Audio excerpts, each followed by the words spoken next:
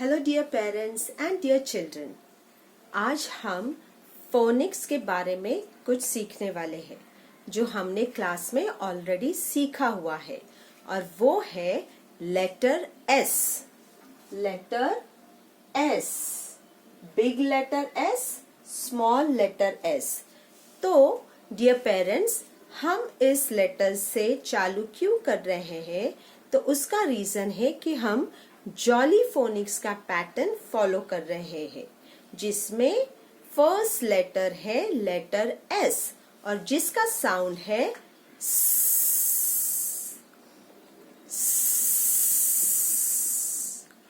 Letter S का sound है तो जब आप बच्चों को ये लेटर का साउंड सिखाओगे और लेटर सिखाओगे तो आपको ये एस की एक्शन करनी है और आपको एस का साउंड भी बताना है, जैसे कि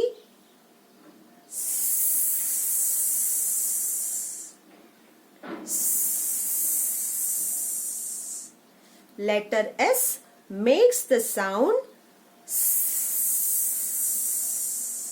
जब आप बच्चों को पूछेंगे कि लेटर एस का साउंड क्या है, तो बच्चों ने आपको एक्शन के साथ ऐसे दिखाना है, ठीक है? तो अब हम देखेंगे कि ये लेटर एस के बारे में एक स्टोरी क्या है।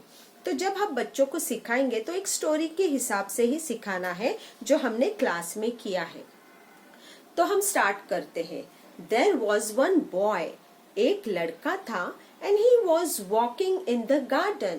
वो कहाँ पे गया? वो गार्डन में गया, और गार्डन में जब वो गया तो he was looking up and walking, मतलब वो ऊपर देख रहा था, चल रहा था। तो ऊपर उसको कौन दिखा? He saw a sun. He saw a sun.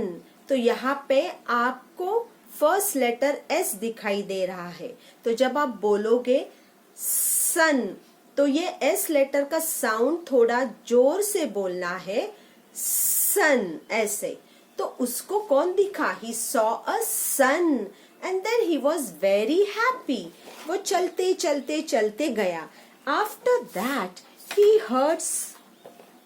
he saw one more thing. उसने और एक कुछ चीज दिखी जो बहुत अच्छी थी, and that was a sunflower.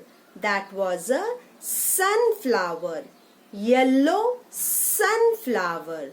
After that, what happened?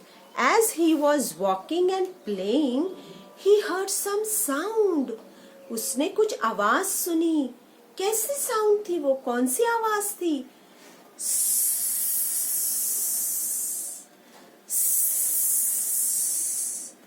There was one snake.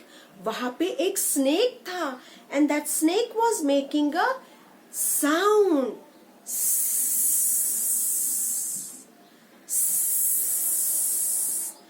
And that boy got frightened. What was the name of that boy? The name of the boy was Sam. Sam. And उसने, Sam ने जब वो आवाज सुनी, he got frightened. वो डर गया और वो भागते भागते कहाँ पे गया? He went to his house. वो घर पे गया।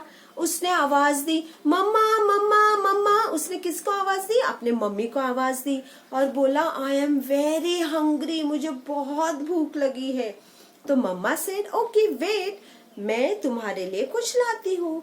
And she got a sandwich. उसने क्या लाया? मम्मा ने क्या लाया? She got a sandwich. Sandwich खाने के बाद भी सैम को बहुत भूख लगी थी। Sam was very hungry. Then Mama gave him soup. Mama gave him soup. तो मम्मा ने उसको सूप दिया, and then Sam was very happy. तो डियर पेरेंट्स, आप ये जब स्टोरी बताओगे बच्चों को, उसके बाद में आपको उनको पूछना है, ये स्टोरी में आपने स साउंड से चालू होने वाले वर्ड सुने क्या? अगर सुने हैं तो वो कौन से वर्ड थे, उनको वो बोलना है। एक बार में उनको नहीं आएगा, आपको स्टोरी वापस रिपीट करनी पड़ेगी और फिर उनको पूछना पड़ेगा।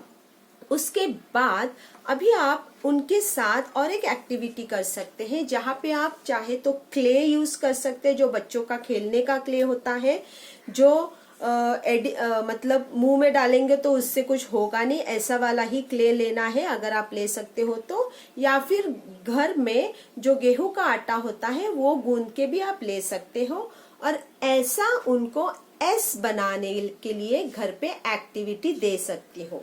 Make a big letter S and small letter S. और आपने स्टोरी में कौन सी साउंड वाले ऑब्जेक्ट की आवाज सुनी है, वो कोई भी एक ऑब्जेक्ट आप बनाओ। जैसे यहाँ पे मैंने एक एग्जाम्पल दिया है सन बना के, तो आप ये भी बोल सकते हो।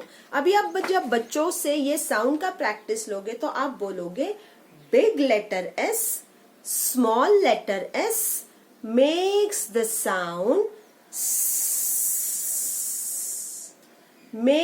sound दूसरी एक एक्टिविटी आप ले सकते हो, जैसे मैंने अभी ये उनको एक फ्लैश कार्ड दिखाया जहां पे लिखा है लीफ, लिफ। ओके, ये लिफ है और ये कौन सा वर्ड है, ये है सो, सो, लिफ, सो। तो आप बच्चों को पूछ सकते हो ये दोनों में से आपको साउंड कौन से ऑब्जेक्ट में सुनाई दे रहा है या फिर कौन से वर्ड में सुनाई दे रहा है। तो बच्चों को ध्यान देना है कि ये